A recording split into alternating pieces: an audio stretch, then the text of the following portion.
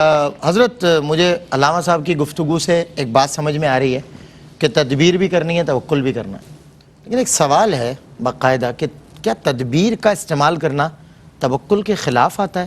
اچھا، دو باتیں ہم تو سنتے ہیں نا، اب ہم دعا بھی جب پڑھتے ہیں توکلت علی اللہ ولا حول ولا قوت الا باللہ، ہم یہ دعا بھی پڑھتے ہیں اور پھر تدبیر بھی۔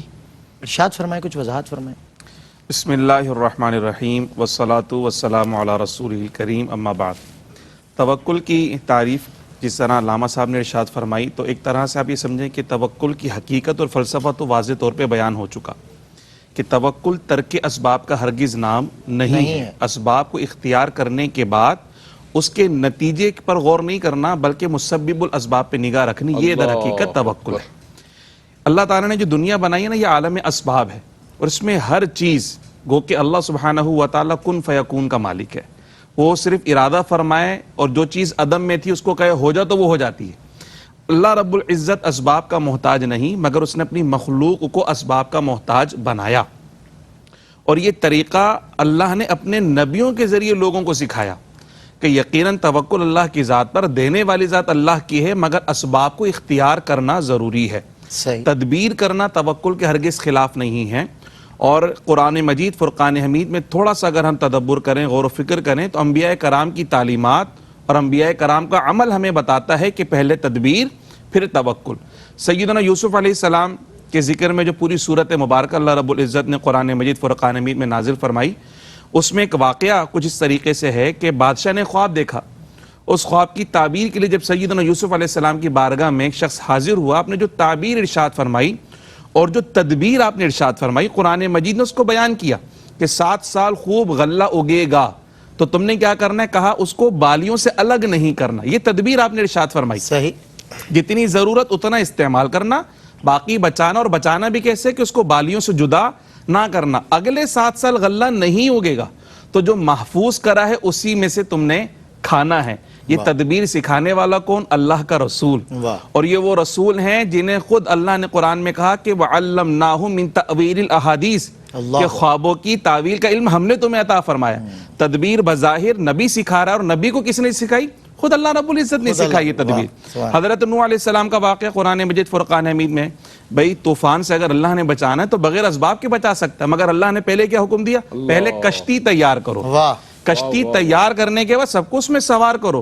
جب سوار ہو گئے اور کشتی چلنے لگی تو پھر فرمایا بسم اللہ مجریہا۔ اچھا، جس پہ توکل کرنا ہے وہی تدبیر بتا رہا ہے، وہی تدبیر بتا رہا ہے۔ یہ تدبیر کی تعلیم اللہ نے اپنے نبیوں کے ذریعے لوگوں کو سکھائی کہ اللہ تو یہ چاہتا ہے کہ تم تدبیر اختیار کرو، اور تدبیر اختیار کرنے کے بعد تدبیر پر بھروسہ نہیں کرو۔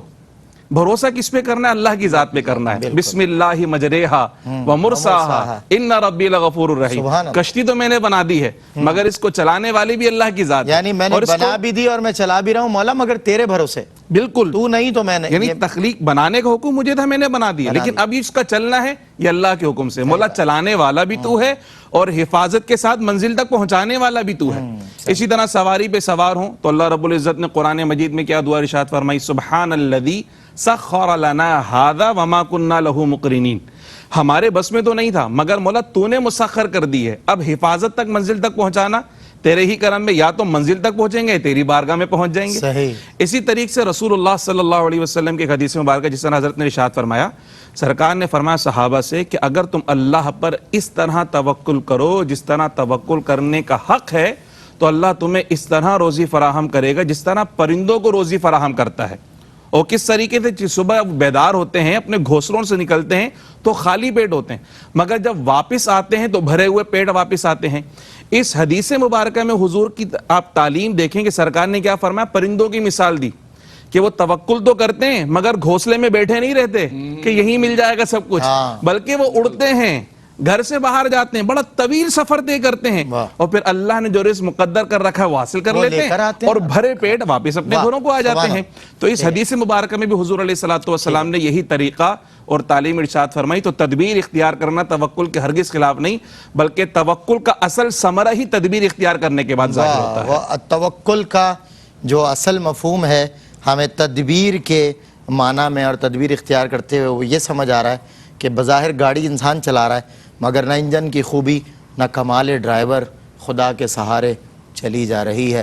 वक्फे के बाद होती है आपसे मुलाकात. फ्रेश वन से हर रोज ताजा गोश्त. Now also open at DHA Khada Market for your convenience. सबके लिए रोशनी